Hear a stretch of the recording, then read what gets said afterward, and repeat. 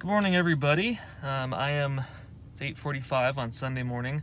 It's day 30, which is exciting. I'm 30 days into my 90-day challenge, and I just wanted to give you guys some updates. I am going to go ahead and go through a little video later. Once I get done with my workout, I'm going to come back, and Nicole will be up by then, and I can go ahead and go through my measurements that I took this morning. I'll have her take my blood pressure as well, and my weight right now, 200 pounds. Resting heart rate was down to mid 40s, I think is what it was. 47 maybe. Anyways, I'll go through that stuff later. But essentially, what I wanted to show you guys and I'm excited about is I've made some really great progress. I've improved my health, so my vital factors, my cardiovascular function stuff has improved dramatically. I'm also seeing some very big changes in my actual circumference measurements and body fat percentage as well. So I'll go over that. After this, I'm going to go to the gym now. I'm going to do a back day. I'm not going to do any cardio today. I've had such huge improvements in such a short amount of time that I want to keep up with my cardio, but I'm not going to get too crazy with it. So maybe every couple days I'll do cardio rather than trying to hit it every time, which I've been doing this last week or two anyways, because my schedule just hasn't really permitted doing a ton of cardio. So but I'm excited to show you guys those results. I'm going to go hit the gym now, get a good back workout in. I'm going to do something similar like I did with chest, so it's going to be a little longer workout and try and just really hammer it, and feeling good right now. And you know, I wish that I could always train for competitions this way and be able to take my time like I am, because I feel so much better. I haven't taken my time in a prep to, just coming real down real gradual since my second show in 2010 is the last time that I really took a nice slow progression. I actually gave myself 9 months to get ready for that show, and that was too long. And it actually kind of worked against me a little bit. It was nice in the sense that it was gradual and I never felt super pressured right until the end, but the problem with that is I got a little too relaxed. And so you need to be in a tighter range than that. I think if you're already in decent shape, 4 months is about what you want to be looking for. I think that getting too far outside of that and going longer duration, you find yourself starting to you start to get really burnt out, for one, and it just becomes too much psychologically. And so going too long, it's just hard on you psychologically, and like I said, you can fall prey to becoming too chillaxed about it. Going too fast, however, like there's people that I've heard of doing it like 8 weeks, 9 weeks, and unless you're already crazy lean, I just think that's kind of crazy. I mean, if you're trying to accomplish a 20-pound drop and coming into competition looking your best, 8 to 9 weeks is insane. There's folks that can probably do it because they're just naturally lean all the time, but if you got, like I said, if you got to drop 20 pounds, forget about it. You can do it maybe, but you're not going to look your best, so anyways, I'm headed to the gym.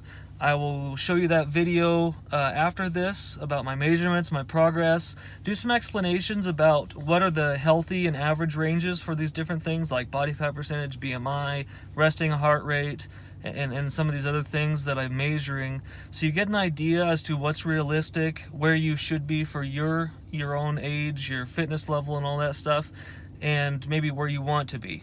And then I also want to show you how deceiving being in competition shape can be to those factors, because it's going to make you look like, holy cow, this guy is in like the best possible shape ever. What you don't see is how it's affecting your organs, your mental function, your neurological function, and so that I'll touch on that a little bit too. So anyways, like I said, I'm super excited. Great to see those measurements this morning. Really happy to be 30 days in, okay? Really looking forward to getting to day 90.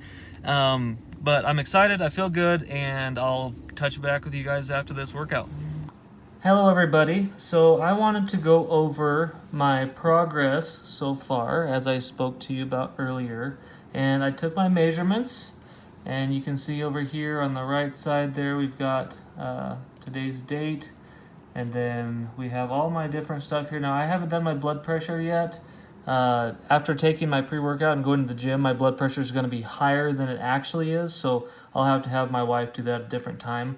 But just going down through everything, let's take a look. So resting heart rate is down to 47 beats a minute now.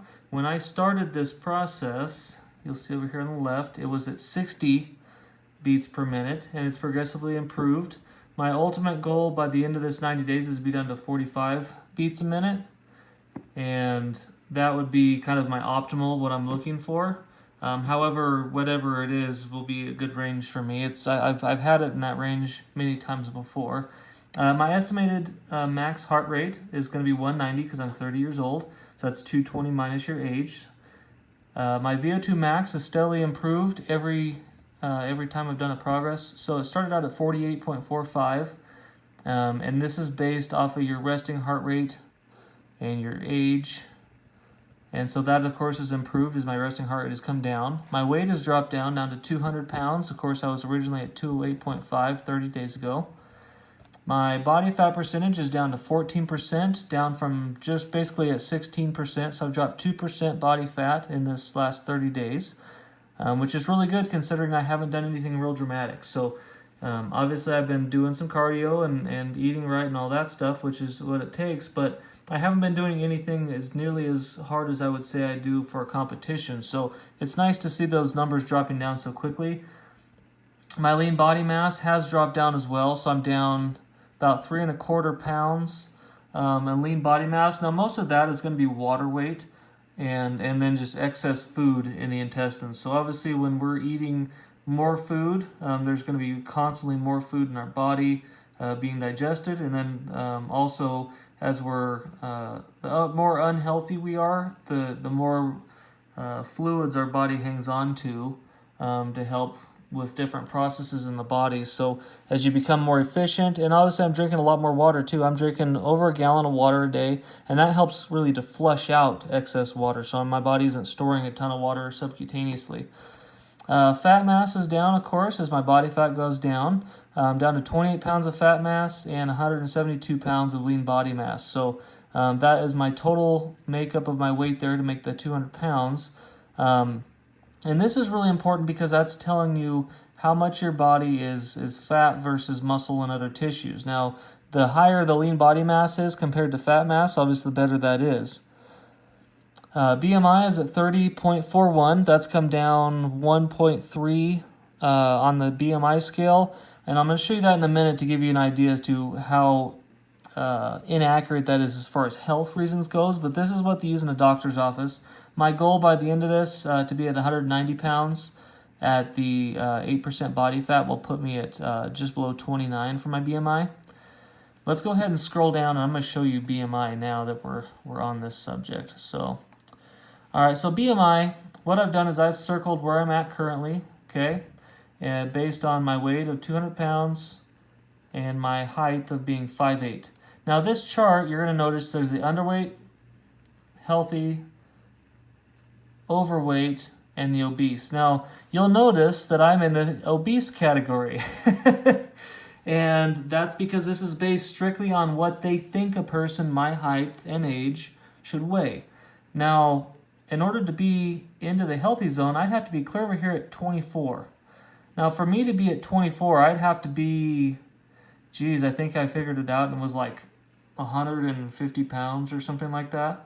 And obviously that's not going to happen. I mean, I'm 200 pounds and I'm at 14%. Was it 14%? Yeah, 14% body fat. So, and to give you another indicator, so this chart over here shows you body fat percentage. So when I started, I was over here on the far right side of what's considered the ideal range. So I was right at 16%, okay? Now, as I'm dropping, I'm coming closer and closer to dropping into this lean category, which is between 4 and 11%. Now, when you get down to really below 5% is when it really starts to become a health issue. And so when you're less than that, that's not a good thing. And I actually disagree with these ranges here for the younger age groups, because kids need to have more body fat than 2 or 3%. That's not healthy either. So But anyways, this kind of gives you an idea of what I'm talking about here with how inaccurate the BMI is. And, also I would say what is considered healthy, because you look over here at the average, and 16 to 21% would be considered average. Now, that's probably true, but it doesn't necessarily mean that the average is a healthy range to be in, okay? And so there's times where doctors will tell us, oh yeah, you're healthy, when in reality, you're probably not as healthy as they're leading on. They just don't know any better because that's what they're being told is within that range. To give you another example, so obviously I talked about my resting heart rate earlier. So this chart over here shows resting heart rates. And of course mine is down below this 50 mark. I'm down here in the bottom range, which is within that athletic range. And in my age group, I said 26 to 35, I'm right here. As you can see, over the course of age, your resting heart rate really shouldn't change much. It's not like your max heart rate where your output will change. Your resting, if you're healthy, should stay within the same range as you age. Now your max heart rate over here on this chart, this shows the steadily decline, right? That 220 minus your age. So as you get older, you're going to have that decline. Now, I have seen folks that because they stayed active their whole lives, their max, I've seen them even hit numbers higher than what's supposed to be their max, because they've kept their heart in good shape, they've always been active, they're healthy, and so they're able to do more than what is expected from the average person of their age. But it is pretty close to accurate, and for me, it's always been pretty close. I would say I might be able to go a little bit higher than what is considered my high of 190, but it's pretty close. The high performance zone, of course, is within this purple zone here: performance, fitness, and then health improvement. So health improvement, what they're really talking about is your heart rate percentage of your max, and what fuel sources you're using during those different zones. So health improvement zone would be like doing a walk or a easy bicycle ride or something. Something where your heart rate it's higher than normal, but it's not really that high. And essentially what you're doing, that it's very aerobic, it's low intensity, you're using fat and oxygen and blood sugar as fuel. Now when you get in the fitness zone is when you start to push the heart rate a little bit higher, and this is where you're still aerobic, but you're starting to use a lot more caloric expenditure in this zone. And this zone would be more for endurance athletes, so going out for a jog, something like that, where it's something that you can maintain for long durations, but it's still using aerobic fuel sources. You get into performance zone is where you're teetering between that anaerobic and aerobic. So it's kind of the sweet spot in the middle where you could maintain it for pretty long durations, but you would eventually have to either slow down or stop completely because you're not going to be able to keep that pace up for long durations. And that, like I said, that's teetering between the two. So you're starting to use some of your anaerobic fuel sources as well during that time to help keep your energy levels up.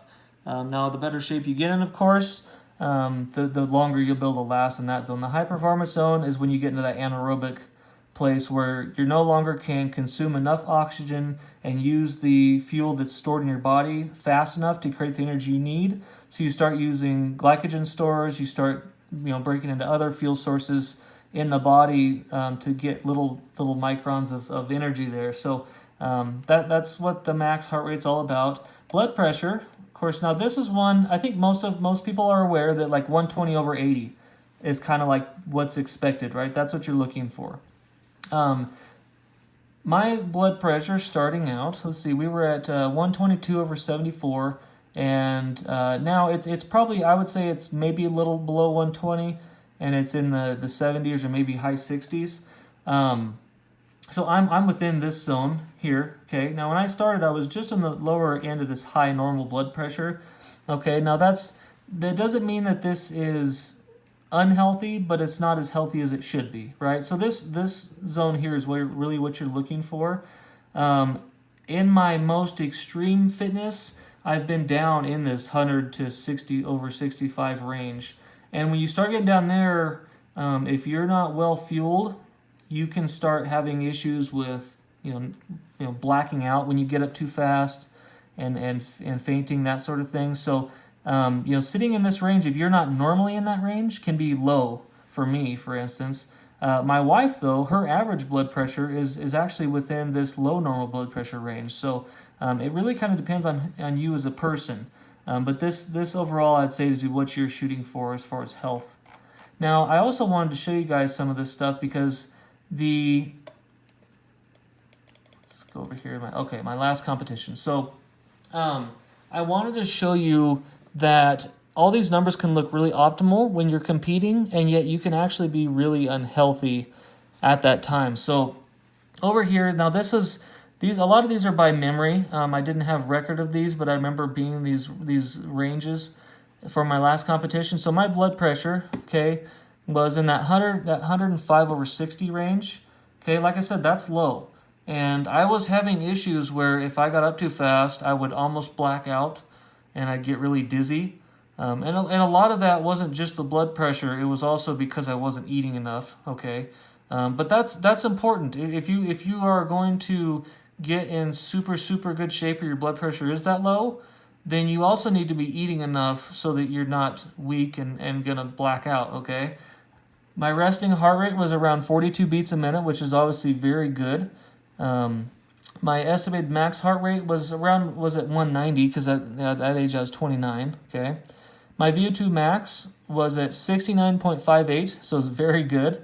My weight was at 177 pounds. My body fat at 4.5%. Now this is using 3-site skin fold caliper, which I feel is one of the more accurate ways for bodybuilders to measure their body fat, because what we're looking to do is lose subcutaneous body fat, and this measures subcutaneous body fat. Now there's a lot of other ways to do body fat that are more accurate for your whole body, but I've never seen any reason to focus on losing the fat in my muscles and stuff as much as the fat on the surface. So I mean it's going to be stored pretty evenly on most people.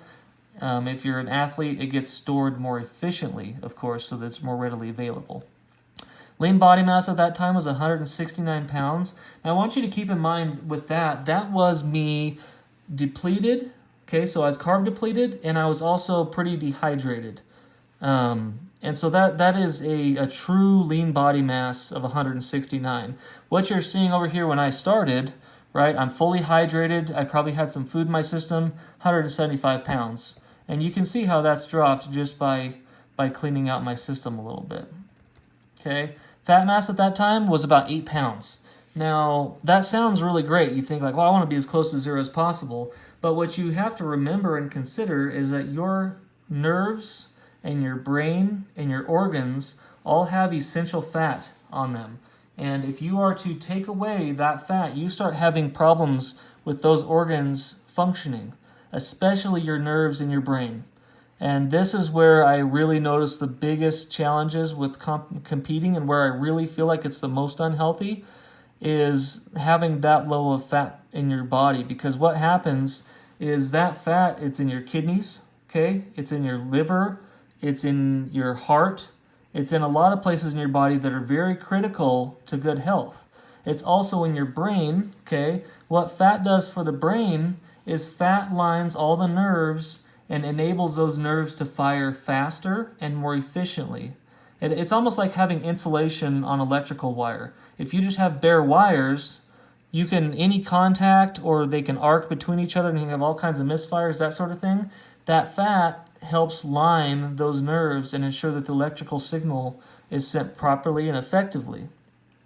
Now, obviously, you can have too much fat in those organs, and that can be a whole other issue, okay? Which is what you see with obesity. But, having your fat go that low, you start getting irritability, you forget things. There's been times where I was having trouble speaking, okay? Now, when that stuff starts happening, that's scary. Okay, because I can be trying to have a conversation with somebody and I can't think of what to say. I know what I want to say, but the words won't come out, or I'm fumbling my words around. You're talking about really playing with some pretty dangerous health issues when you get down to that before. There may be some of you who are pretty avid bodybuilding fans who remembers Kai Green at the maybe 2015 or 2016 Mr. Olympia, somewhere in that range. And they were interviewing him after the competition, and he was completely out of it. I mean, completely out of it. And of course, part of that is because he probably hadn't eaten anything in a couple days and so on and so forth other than carving up. But you know, that having that low body fat, it's bad. I've seen some people just so out of it, just like zombies basically, because their body fat's so low that their brain just isn't functioning. So this is very dangerous. Okay, now my BMI at that time, okay, now this, like I said, this is at a super basically unhealthy level of body fat, okay, was just under 27. Now let's go back to the BMI chart and see where 27 landed me, okay. Now, same height, 27, I was still considered overweight on a BMI, okay. Now, the reason that is because obviously I'm a lot more muscular than the average person would be at my height. Someone my height should not be 200 pounds, right? Okay. Because of that muscularity, obviously I'm much heavier. Now that's where BMI is just wildly inaccurate. Because as I've gotten healthier, I've gotten heavier because I'm more muscular, okay? But according to this, I'm not in a healthy zone. Now, a lot of doctors have learned this over time and have you know, paid less and less attention to BMI. But there's a lot of people out there who still give it a lot of merit, and it's really kind of frustrating because it's really not a good telltale sign of health. All right, now now that's all the vital factors. Okay, talking about heart rate and blood pressure and body fat and all those things. Let's look down here at some of the things that I've made progress on that are that really feel good. Okay. Now, my circumference measurements, okay, my neck has stayed the same all the way along at 16 inches, okay? Now, that's not going to change much. My neck doesn't really get fat unless I was probably really overweight, and so it's not like I have a lot of fat to lose on my neck, okay? My shoulders, right now I'm at my goal of 50 inches. That's where I'd like to be at the 190 pounds, is to still have that 50-inch circumference around my shoulders. Now, when I started, I was just under 50 inches, and on this day, I actually was a hair over. Now, all that tells me is that I probably worked shoulders close to this date, and I hadn't worked shoulders in several days on this date. And, you know, so that some of these circumference measurements are going to change because if you just work the muscle, it's going to be kind of swollen. It's going to be a little bit more full, okay? And the longer it's been since you trained that muscle, it's going to shrink down. And you can really see that here with my calves, okay? Now, my calf day will be tomorrow, all right? Now, when I first did this, I probably had just done calves. I was at 17 inches, okay? Now, my goal is to end out at 17 inches. And when you compete, you're trying to optimize the good measurements, okay? Your extremities, your chest, your back, your hamstrings and quads and all that stuff. And you're trying to minimize these things like your waist, okay? Now, look at my waist. I was 36 and a half inches when I started, and I've dropped almost a full 2 inches, okay, off my waist. My hips, I have dropped 1 inch, okay, so that's around my butt, essentially. Now my thighs have dropped about 3/4 of an inch, no, half an inch off my thighs. That will start to plateau, just like my arms. My arms actually haven't changed much at all. So I was at 17 and 1/8 when I started, and now I'm still at 17. So my arms stay pretty lean even when I'm heavier, so they don't change as much in circumference. Whereas my legs, where I hold a lot of my body fat, as well as my stomach, those things are going to change more. Now, I'd also like to show you real quick on the skin folds to see how this is changing. Now, this is measured in millimeters, okay? And it's the 3-site skin fold for men. Women have different sites, but men is chest, abdominal, and thigh. Now, my skin fold has continued to improve, of course. All right, I'm down from 21 to 17 on my thighs. My abdominal, now this one I find really interesting. It's still at 22.5.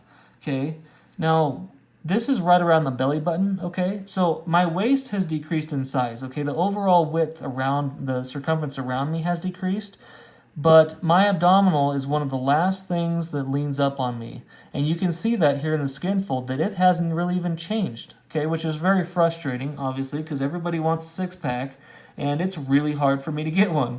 My chest is leaning out nicely. It was at 9.5, it's down to a 7. It won't be too much longer and I'll be down to that 5 range. My upper body leans out very quickly, so my chest, shoulders, and back, those all lean out pretty quickly, so you're going to see those continue to improve. All right, well, I think this is a good explanation of everything. I hope I didn't ramble on too much, and I hope that these charts are helpful to you guys to give you guys some information as to where you should want to be health-wise, because that's an important part of doing this. Obviously, when we're competing, we're not just trying to look our best, right? We want to be healthy too. And there's times where we sacrifice that health a little bit for results, but we also want to make sure that in sacrificing that body fat that we're not hurting ourselves. And the reason I got out of competitions and decided to retire from competing after my last one is because of the health issues that I was having. And actually, Ben Pakulski, a professional bodybuilder, he's competed in the Olympia several times. He's actually retired from competing, that he announced this year. And that was a big shock to me, because you think about someone at that level, and his explanation is that it's unhealthy. And I think he was probably talking more to the hormones and the huge amount of food intake, I think is what his concern was more so. But knowing how he is and being so science-based and analytical, I know that he was looking at these same numbers and probably a lot more numbers than what I'm looking at.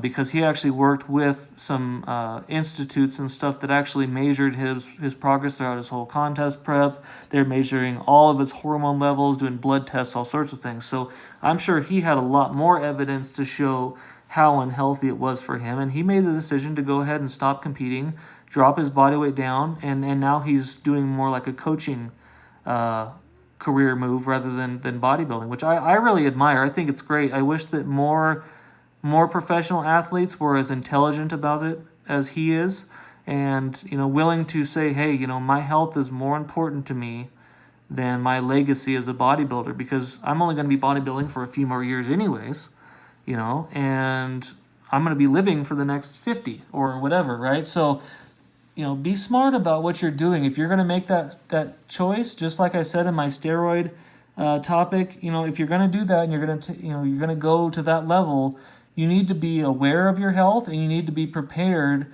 that you're going to be challenging your health very severely, and that there's consequences. So I hope this is informational for you guys. It's exciting for me to see the results moving in a positive direction. I'm taking my time, okay?